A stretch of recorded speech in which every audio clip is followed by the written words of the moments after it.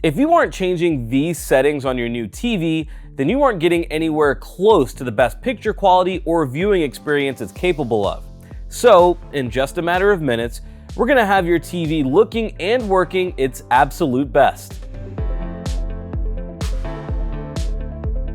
Hey everyone, Chris Hagan here, and we've been hearing this from every TV brand for years. The research shows most folks never touch even the most basic settings in their TV. It comes straight out of the box, gets set up, and, well, that's it. And look, I don't blame you. Like a kid on Christmas, it's fun to just break into your new toy.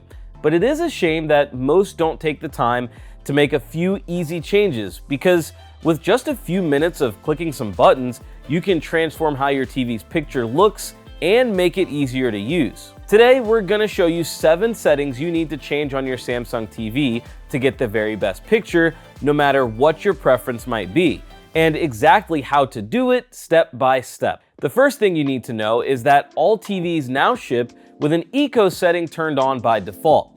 And as much as we wanna help the environment, there are probably more effective ways to do this than limiting the brightness and contrast of your TV. It's like buying a high-performance sports car, but the acceleration and top speed are capped at 40 miles an hour.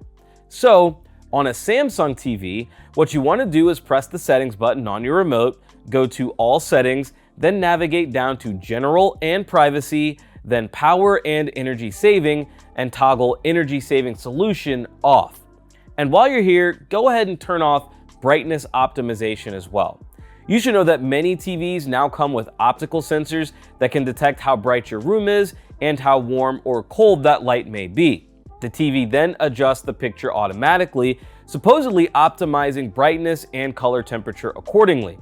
Thing is, this feature doesn't always work well and can even do more harm than good. So let's turn this off to ensure that your TV won't be making any brightness or color decisions for you, especially if you're in a room that does allow a bit of light in and there's periods of bright sun and then clouds and things like that. So with those critical settings under your control now, let's select a picture mode. We'll need to be in an app to do this, so I'll use YouTube. Press the settings button on your remote, then navigate right to picture mode. We like modes like cinema, movie, or filmmaker, but if you prefer a cooler or more blue color temperature, you might like standard best.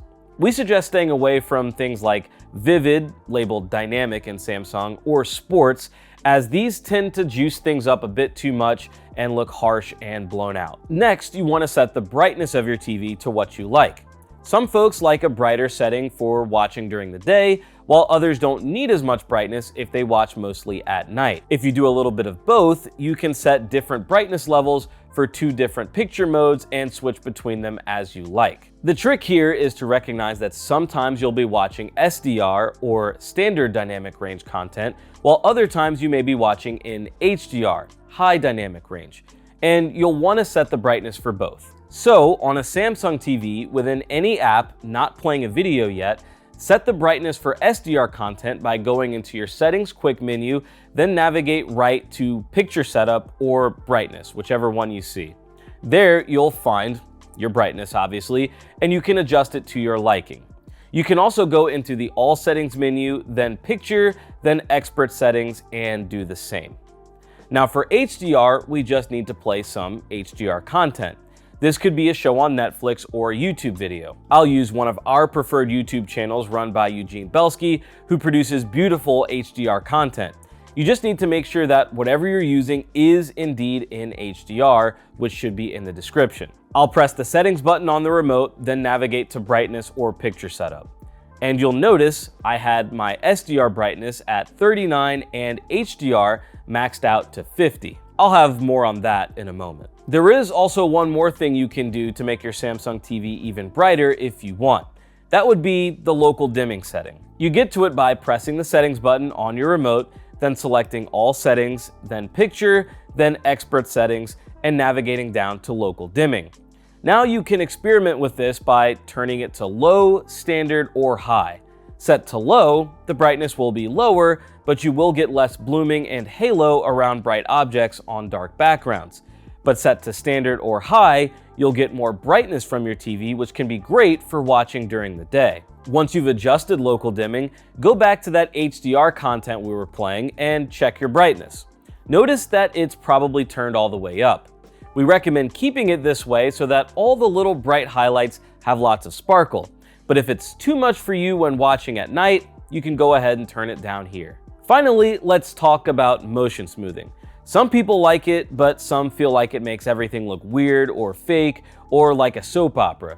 We're not here to tell you what you should like, we just want to show you how to change it so your picture looks the way you want it to. To adjust the motion smoothing on a Samsung TV, go back to the expert settings we found earlier and navigate down to picture clarity settings.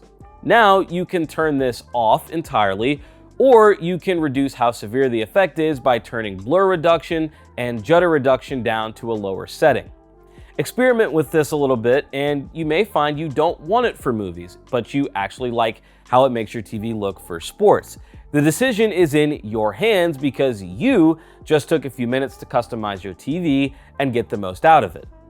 So now that we've got your Samsung TV's picture dialed in, let's talk about a couple of other settings that can make using your TV just a little bit easier and more convenient. During the initial setup of your Samsung TV, the TV should have asked you to connect your devices so they could be recognized. This should have set up your Samsung TV's remote to control the basic functions of those devices.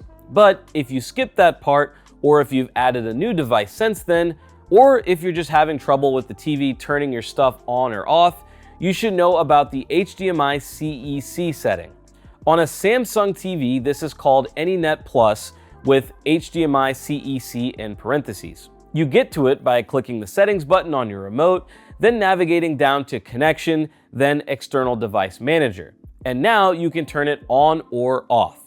With it on, for example, I can now control my soundbar volume and even navigate my PlayStation's main menu with the TV remote. The moral of the story is, when you buy a new TV, yeah, it's gonna look good, but it can look even better. And especially if you're ever underwhelmed by the picture after hearing the hype around a certain TV, it's 100% worth diving into the settings to dial it in and see what all the hype is truly about. And I'd say, even if you're watching this video on a TV that's a few years old and you've never looked into the settings we just talked about, now's as good a time as any to see if there's more to the TV that you never knew about. As always, thank you so much for watching this video. We really do hope you find it helpful when it comes to dialing in your Samsung TV. Be sure to like and subscribe for more content like this. Also, feel free to send this video to a friend if you think they could use it too. And if you're not a Samsung user or have an additional TV brand in the house that you want to dial in, don't worry, we'll be making these videos across the board to help as many people as possible.